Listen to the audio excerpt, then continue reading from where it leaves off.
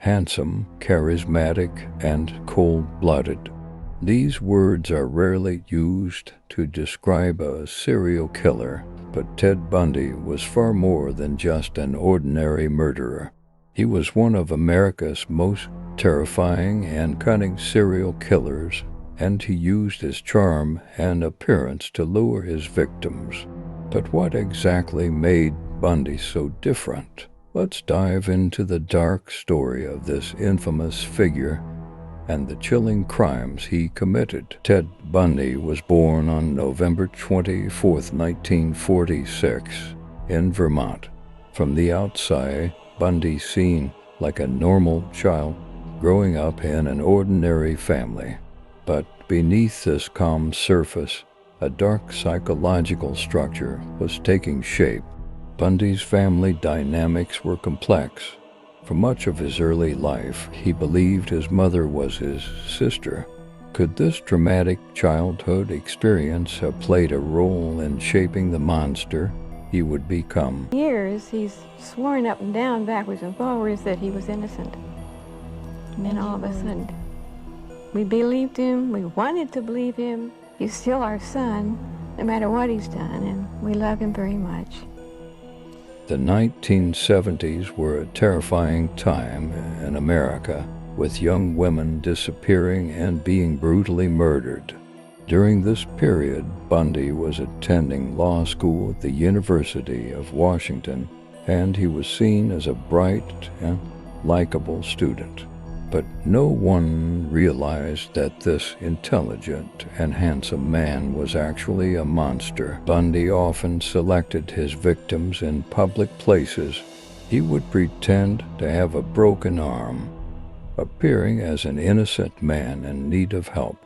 Young women, trusting his harmless appearance, would approach to assist him, but those were their final moments. Ted Bundy's exact number of victims remains unknown, but it's confirmed that he killed at least 30 women. He would incapacitate his victims before sexually assaulting and killing them.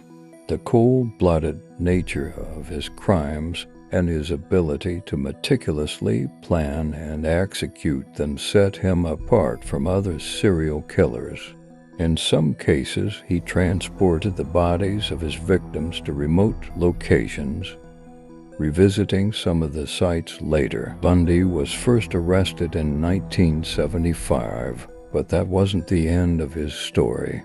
He managed to escape from prison twice. During one of these escapes, he fled to Florida and continued his killing spree.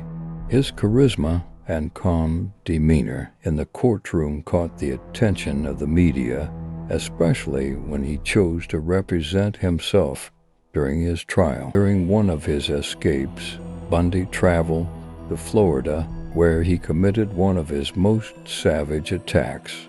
He entered the Chi Omega sorority house at Florida State University, killing 2 women and severely injuring 2 others. These Florida murders would be his undoing.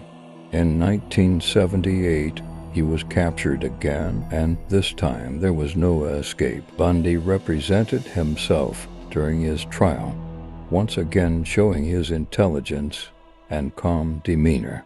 But the families of his victims and the public demanded justice. The trial became a massive media spectacle, with people across the country following every detail. In 1989, Ted Bundy was executed in the electric chair, but his terrifying legacy lives on. The story of Ted Bundy is a reflection of the darkest corners of human nature. It's a chilling reminder not to be deceived by appearances, as even the most charming face can hide a true monster. Bundy wasn't just a serial killer. He was a sociopath who used his intelligence and charm to manipulate those around him. But who else in history has left behind a legacy as dark as his? And so, the dark story of Ted Bundy comes to an end. But what did this story teach us? Some people can hide everything behind their appearance, but we must remember, sometimes even the most innocent-looking faces can conceal terrifying secrets. Bundy's story is not just a tale of crime, but a journey into the depths of human psychology. I hope this video has helped you understand a bit more about why Bundy is one of the most dangerous figures in history. Don't forget to subscribe and leave a comment if you'd like to see more videos like this. Next time, I hope to tell a story that's a little less dark. Who knows, maybe we'll talk about something more cheerful, or perhaps we'll unravel another dark